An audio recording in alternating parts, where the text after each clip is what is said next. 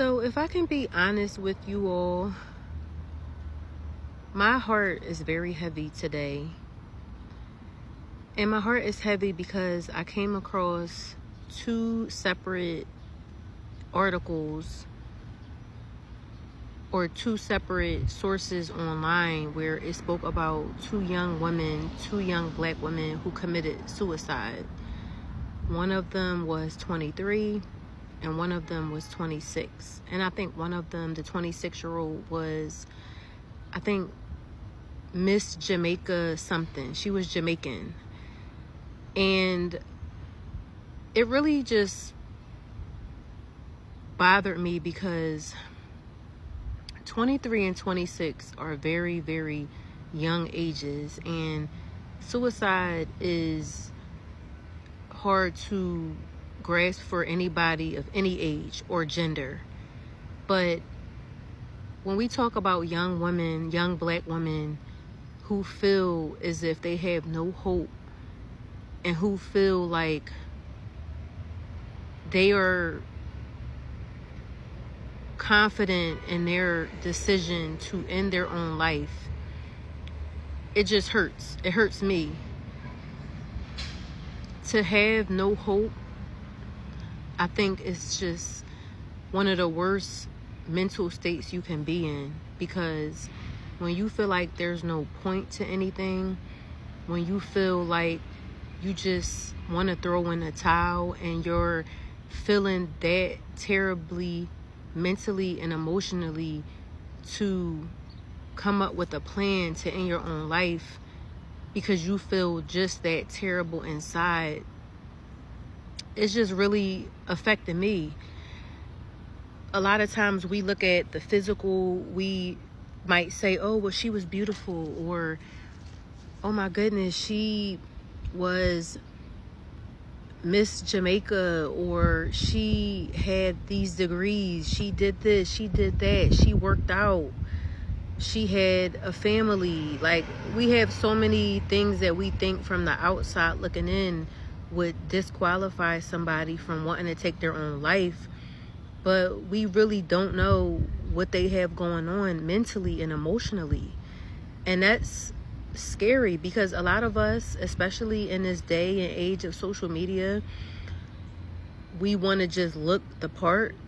You know, we don't feel that good about being honest about where we are. We don't really want to talk to people.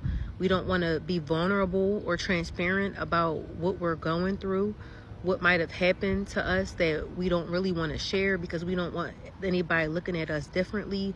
We don't want anybody judging us. We don't want anybody feeling sorry for us. So we just silently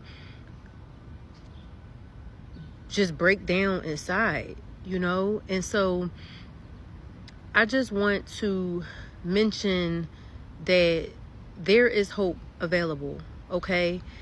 And the thing about that is you're going to have to look outside of yourself to get it. For me personally, and I'm sorry, I'm getting a little emotional because it's really bothering me that two women just recently, right? We know of so many others who really devised a plan to end their own life because they felt like whatever was on the other side is better than what they're going through now. Like, that hurts me. For me personally, my hope comes in my faith, and my faith is in Jesus Christ.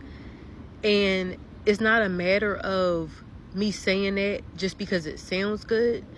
I say it because the Lord has done things for me in my life where there is no explanation. There is no other explanation for it. There is not, oh, that was the universe, or that was coincidence, or that just happened by chance. No, I know what I've been through. I know where my mental health has been. I know the feeling of hopelessness, of feeling like, what is the point?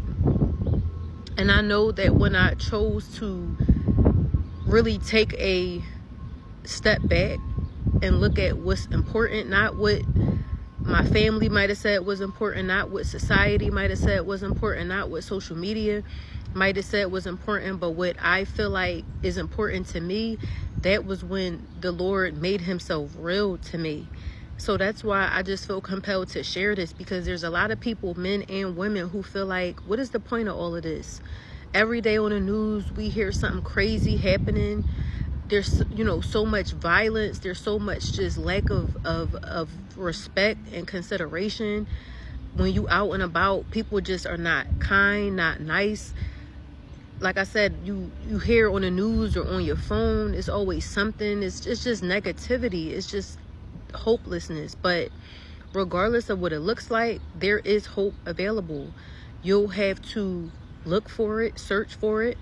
You might have to quiet your environment, whether that be people that surround you, whether that be certain habits, drinking, smoking, scrolling all of the time, or always being busy. You'll have to maybe sit with yourself and really understand that there is hope available. And for me personally, the only hope that I can speak on is my faith in Jesus Christ.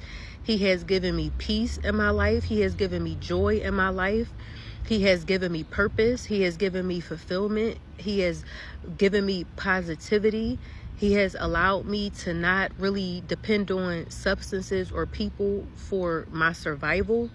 And I just want to encourage someone. I want to first and foremost send condolences not only to the families of those two young women, but also anyone who may be watching who's experienced a death in their family from suicide. Not only does it hurt to know that the person who ended their life was really suffering in an unimaginable way, but it's sad when you think about who was left behind. Their children, their family, their friends, their loved ones. That's something that it affects you, and there's no way that it can't. Because some people might think, well, what if I would have said something? Or what if I would have asked them if they're okay? What if I would have done more? And it's not on you. You know, they made their decision, and all we can do is really educate ourselves and really take better care of ourselves and get help if we feel like we're in a space where we're thinking about the same thing. And on that note, I want to talk to my ladies out there.